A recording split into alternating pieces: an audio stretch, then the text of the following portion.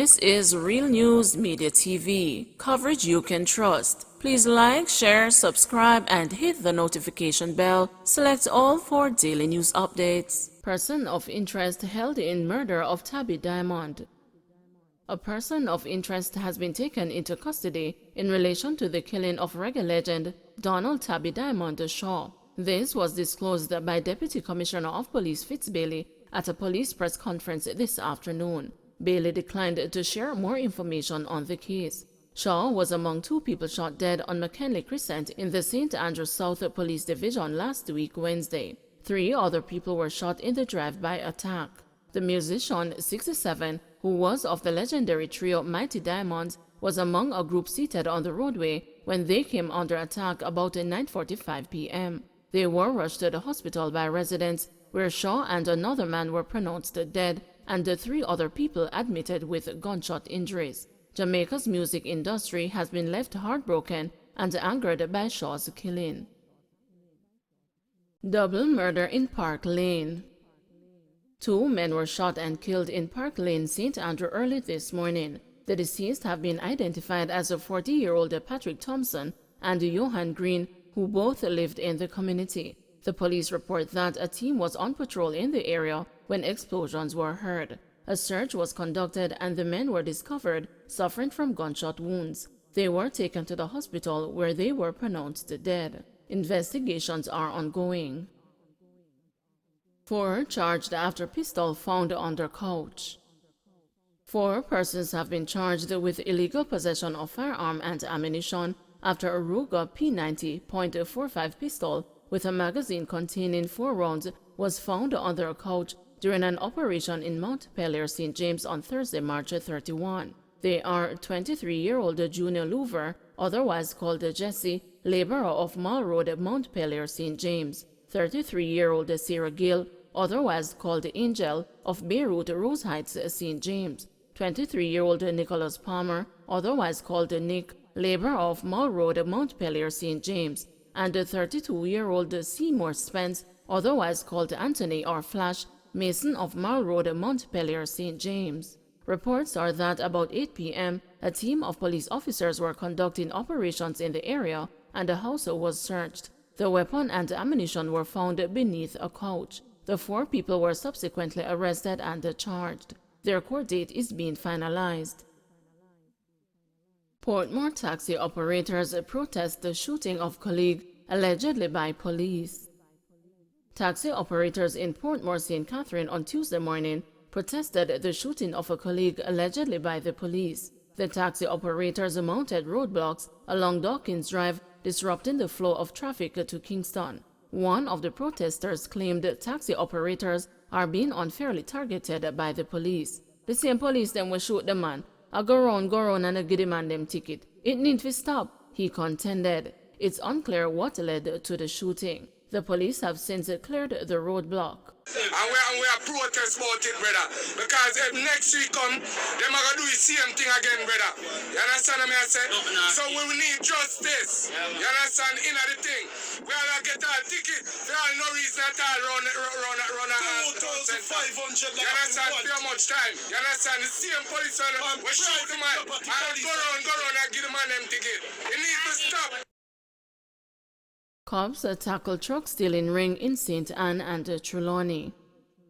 The police in Trelawney and St. Anne are grappling with a truck stealing ring in their 2 neighboring parishes since the start of the year. The robbers' modus operandi is to pose as customers and the charter haulage contractors operating small trucks to deliver construction material purchased at hardware stores, the police say. The haulage contractors are then told to deliver the material at prearranged locations where 2 or 3 armed men are lying in wait and who then steal the vehicles. About 2 p.m. on Thursday, March 17, a 61-year-old Trelawney man was held up and robbed of his Isuzu truck and other items by men in a section of the parish. Police report that the driver was hired by a man to deliver 1 yard of stone and 30 building blocks purchased at a Popular Hardware in Falmouth. After collecting the building material, he was accompanied by the man who had ordered the goods to a district outside of the town center. Upon arrival at the location, the truck driver was pounced upon by 2 armed thugs. The driver was subsequently robbed of $10,000 in cash and his cellular phone valued at $20,000. The man who had chartered the truck then reportedly drove away the vehicle, while his two accomplices held the truck driver at gunpoint for 2 hours before releasing him. Woman found wandering in Westmoreland.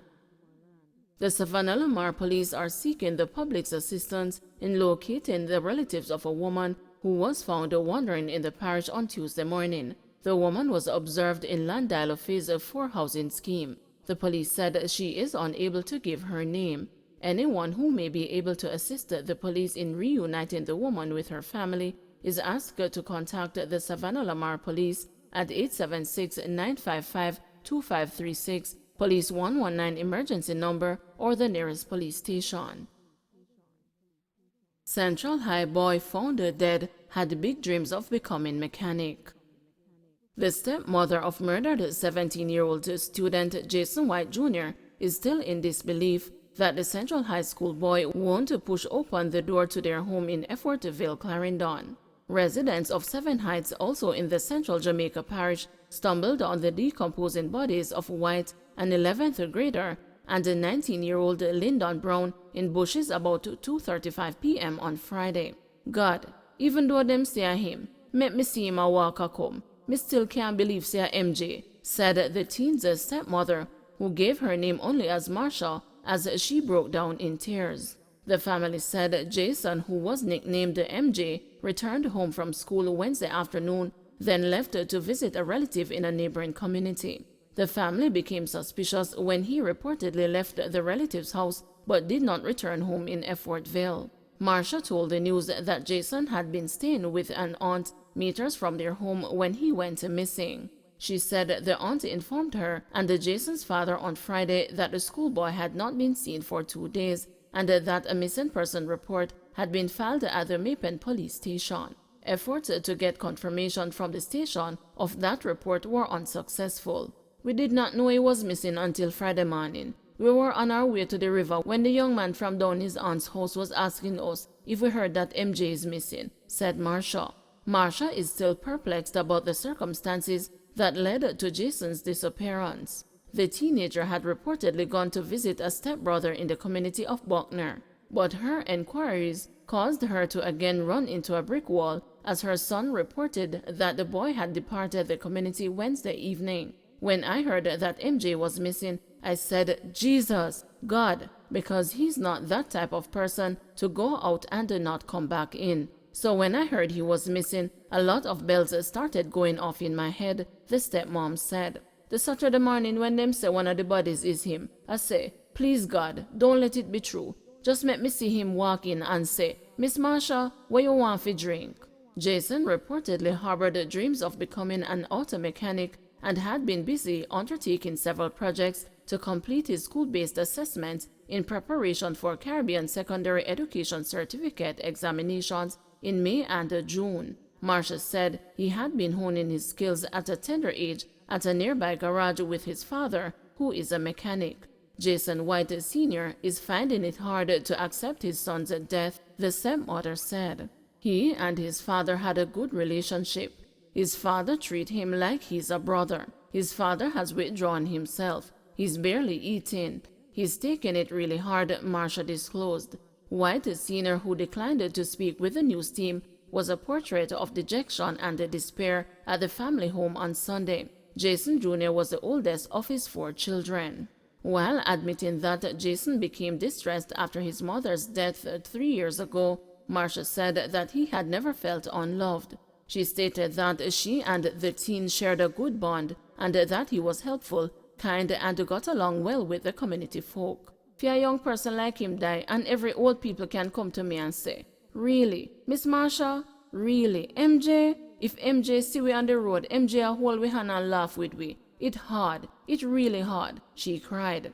Anyone with information on the murders is being asked to contact the Mapen police at 876-986-2208. Up to March 29 this year, 11 people were killed in Clarendon. That represents a 56% decline when compared to 25 murders for the corresponding period in 2021.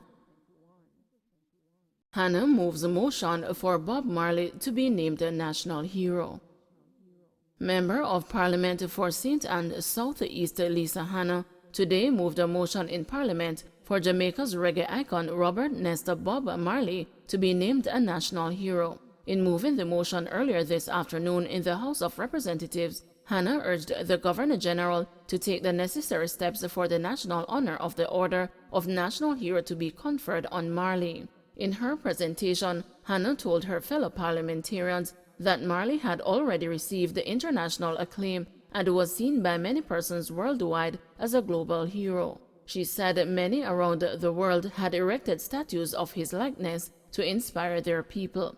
The opposition MP hailed Marley as a global icon of peace, freedom, and love through his actions towards humanity and his summons of world leaders to focus on their policy decisions to free people from racial oppression, poverty, and war. She reasoned that Marley's messages have stirred movements for revolutionary social change, which have helped and continue to shape Black consciousness and the courage to fight against the systems of injustice towards the marginalized and dispossessed in Jamaica and globally. In December 2021, opposition Senator Floyd Morris called for 4 of Jamaica's cultural and sports icons to be declared national heroes and heroines in time for the country's 60th anniversary of independence on August 6, 2022. Morris moved a motion in the upper house for Marley James Jimmy Cliff Chambers, Usain St. Leopold to be conferred national heroes, and Louise Miss Lou Bennett Coverley a national heroine.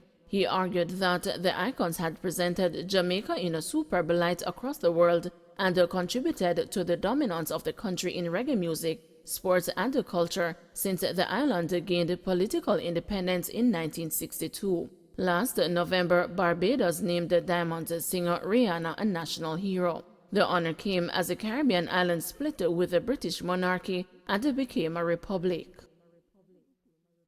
Don't forget to like, share, subscribe, and hit the notification bell. Select all for daily news updates.